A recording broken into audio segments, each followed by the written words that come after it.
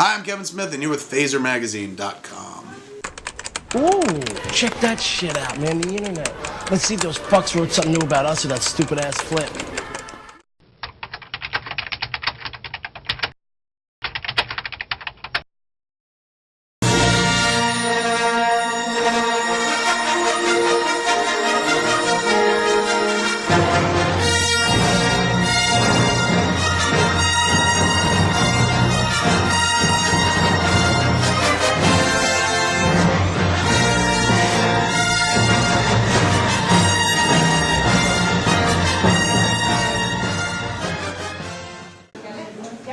Canada's an amazing place. But people go, you live next to the States. What's that like? You know, Yeah. I grew up in Jersey. New Jersey's a wonderful place. Everyone, you grew up next to New York. What's that like? Everyone's always competing. Like the grass is always greener. Totally. Oh, you're so. Yeah. Or cooler. It's all Yeah. the hip factor. Like Jersey can't possibly be hip because it's next to New York, which is the epitome of hip, and Canada can't possibly be hip because it's next to America, which is the epitome of hip, or something like that. I just don't agree whatsoever. I mean, or maybe I've got it backwards, but this to me is hip. I love coming up to Toronto, man, because the people here are so damn nice and so with it, so funny. Like, I do these Q&As at the Roy Thompson Hall, and there's one coming up on Saturday again. I think this is like the 5th or 6th one I've done. Those audiences, hands down, my favorite, man. And not because they like to laugh at anything; they get shit. Also, you can sit. I could sit on stage and do an hour of Gretzky material, and people appreciate it. You know, I do that down the States. They're like Wayne Gretzky, the hockey player. Why are you talking about that? But here, I could sit there and talk about, like, I could do an hour on Wayne, and they love it. Like, that's what I did last year, and it was fantastic. It was great. Last year, that show just literally kind of saved my life. It came around at a time where I was feeling really bad because Zach and Miri didn't do as well as I was hoping it would, or what I thought it would do and whatnot. We had all built our expectations that it would be our highest grossing film, and it was by about $200,000. It wound up doing exactly what a Kevin Smith movie kind of does, if there is such a thing. So I was really bummed and kind of like licking my wounds and, you know, because you always want to reach a wider audience and more people and shit. But one of the things that kind of got me over it, feeling shitty, because I did feel shitty for a while, was Walter Gretzky. And I was watching Hockey People's History, which is a CBC miniseries they did a few years ago. And it led me to Gretzky, which led me to Walter Gretzky. And for some reason, I don't know why, but the dude made me feel better. You know what I'm saying? Like, he was just such an ideal human being, you know? And I started feeling not like, well, I'm ashamed of myself, but I was like, what the fuck am I licking my wounds about, like, a movie that didn't gross as much as I wanted it to, that made a lot of people who saw it very happy. I said, this dude, he's living a life. Like, this dude, he understands what's important. You know what I'm saying? Like, I don't know, he just became a role model of sorts and a hero. And I think after like 15 years of being in film and whatnot, like I mean, I don't want this to sound gross, dude, but like, I made a movie and it got picked up and they turned me into kind of like, hey, he's a filmmaker, even though I technically wasn't at that point. You know what I'm saying? I did one movie. They push you out there to talk about your movie front and center. You become a kind of quasi-celebrity for it, in fact. And you look at your life and you're like, I can't believe I came from here and all this happened. You don't need heroes anymore, dude. All of a sudden you're your own biggest hero.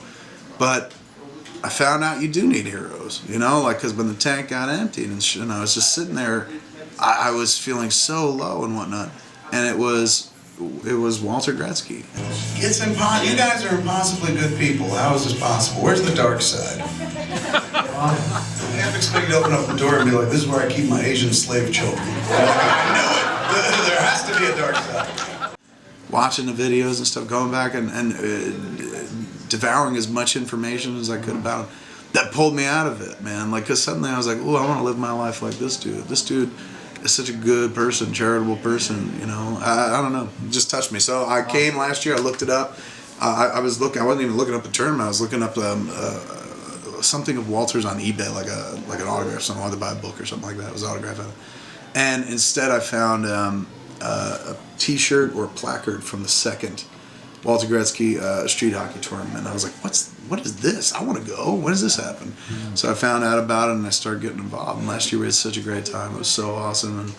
And I came here while I was making fucking Cop Out. Like, that's how into it I was. Like, we were shooting we had just wrapped our first week on Cop Out, first week of production, and I came up here to play in the tournament, and Warner Brothers got really tight about it because they were like, "You're insured, dude. You never do anything athletic. Why are you doing it now while we're making a movie?" Yeah, that's their big thing. They're like, "You go up there and die, we're fucked."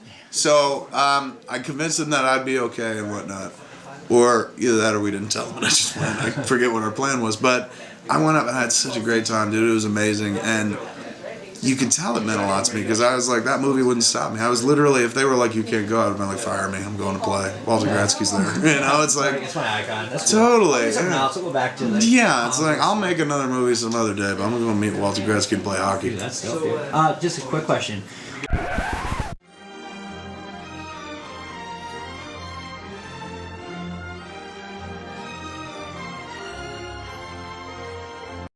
What kind of process do you go through to handpick your team? Is it based on skill, or is it more like looks? My process last year was like, whoever wants to play, play.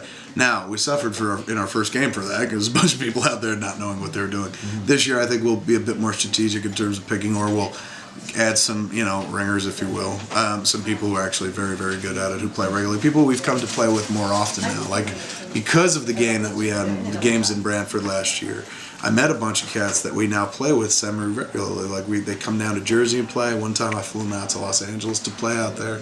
So now we play with some more impressive talent than we brought with us. So I think we'll be okay this year. I'm going to be the weak link, though. I know that. It's time for a beer, Kevin. Not a beer, weed, a big joint.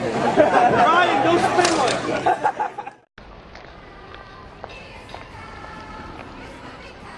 Flee, badass, flee! Do something, tons of fun. You fat fuck. Why the fuck would you do a thing like that?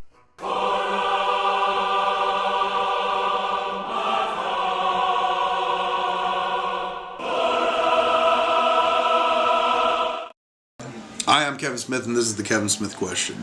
Has Kevin Smith ever tried to suck his own dick? The answer? Yes. And he succeeded. Right to the ball, right here. It was insane. Can't do that very often, though. I was young when I was young and flexible, but it can be done, kids. Just watch the neck. That's important.